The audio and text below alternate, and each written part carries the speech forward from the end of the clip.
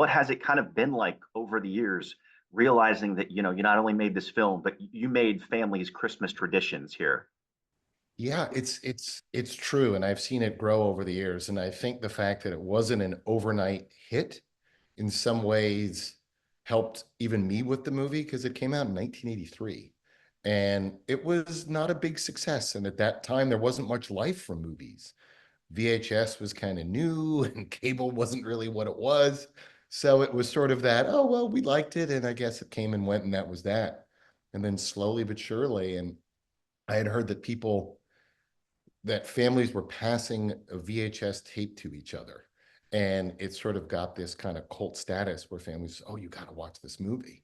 And it really has resonated with people for a long, long time. So I've always had a really good relationship with the movie. I've certainly grown to appreciate it even more over time. What do you think, connected with so many people over the years with this film? Well, there's a lot, but I think the biggest feedback that I've always heard is people will say, that's my family. And I think what they mean is, and which is also kind of wild because this movie takes place in the 40s. So there's something timeless about the characters, about the archetypes of the old man, of the mom, of the brothers, of the bullies in the neighborhood, of wherever you live, dealing with, cold or heat and just trying to get to school and get through your day. And I think there's also a lot of hope in the movie. It's pretty real. The characters, they go through a lot of bumps and bruises, but it always culminates in the magic of Christmas Day. And I think that's familiar for a lot of us as well. Our families aren't perfect. We go through a lot, especially during the holiday season. There can be arguments and disagreements and frustrations and hopes lost.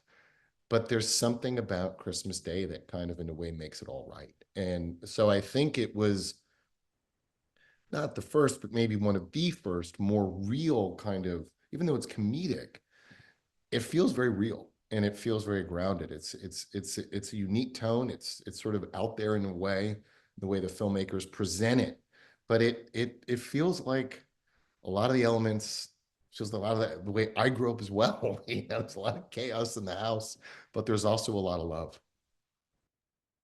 One of the things I noticed, how much did your kind of experience on this film kind of feed, the passion for you? Because, you've done so much on screen, but also behind the camera.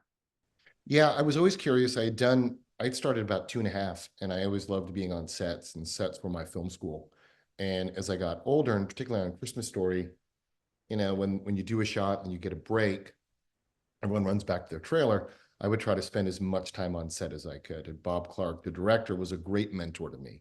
And, they would teach me about lenses. I look through the camera, why they're moving it, learn about lighting and where you're putting the boom and why. And it was such an education for me. And I had always thought, as much as I love acting and continue to, I really wanted to be able to branch into other things. And so I kind of realized like what an amazing place I'm in to be able to learn all that. And so, I've spent a lot of my life on sets, TV and film, and it's a place I, in some ways, feel more comfortable than any other.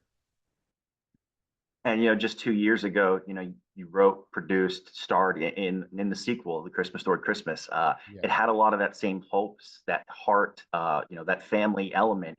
What was it like to kind of step back into those shoes again and even see some very familiar faces? It was pretty terrific. And to do the sequel, we realized it was 39 years later. So we were looking it up, and it's if not the longest, one of the longest, I think, kind of character returns. But in some ways, it was a gift to have that much distance because Ralphie being a young boy at that time, and then exploring him as a father, and really that dynamic switch is as a kid, you just want Christmas to be great for yourself. That's all you want. As a parent, you want it to be great for your kids. And I think there was something familiar in that for a lot of the generation that grew up with the movie, knowing that that's how they were when they were a kid. You want the toy or the gun or whatever you want. And then you get older and you do everything in your power to try to make it great for your kids, for your own family. And the pressure that that kind of comes with is comedic to me and funny. And it was great. We worked hard on it.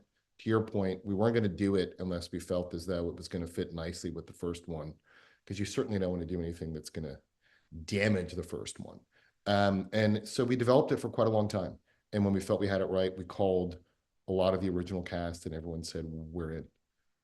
And it was pretty cool. It's an interesting thing. We've known each other over the years.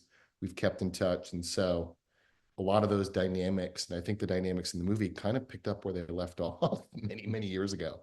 And so it was easy to write into that, and it was fun to kind of imagine where they are as grown-ups now.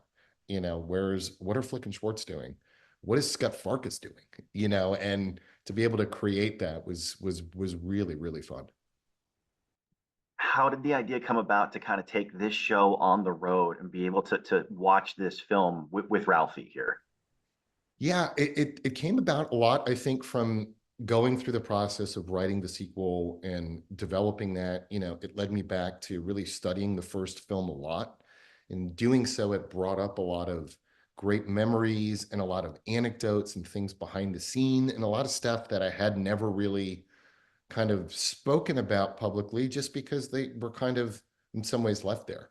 And so I think to your earlier point of why this film resonates, it just felt like something really nice to do around the holiday season is to screen this movie, to give a lot of behind the scenes anecdotes and some stories and some insight that I've never really shared before, and to kind of together in a room kind of feel all those great feels of Christmas and that holiday season and think of family and all those great all the great aspects that come with that. And so it really, I think, in many ways was stimulated by doing the sequel and kind of reinvigorating a lot of those feelings for me. And for anyone who doesn't know, what does a night watching a screening of The Christmas Story with you include here? So it's a screening of the film, obviously, which is great. And for those that haven't seen it in a theater, which is not a ton, it's a really fun experience because it's a comedy. And comedies are great in groups because you feel the laughs. And especially people that know it, I love watching it in a crowd because they kind of know what's coming. And so you'll hear chuckles and laughs when they cut to the flagpole. People know that that scene's coming and you hear them. And there's some cheers when he beats up the bully. And it's a very fun experience to see that movie in a theater and to see it on the big screen, which is really the way that movie was filmed and sort of meant to be shown at a time, again, before people really knew there was a major life for films on TV.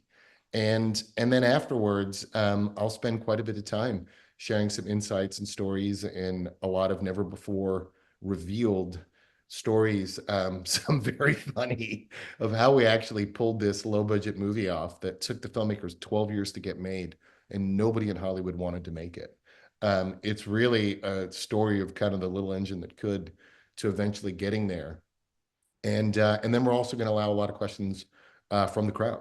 So anything that audiences want to ask me about my career, about the film, about how they might want to break in and just have a great night that kind of reminds us what Christmas is about, in a lot of ways, which is, a lot of family and a lot of love. And I'm just doing a few of these. And so it's the first time I've ever done it, and I'm extremely excited.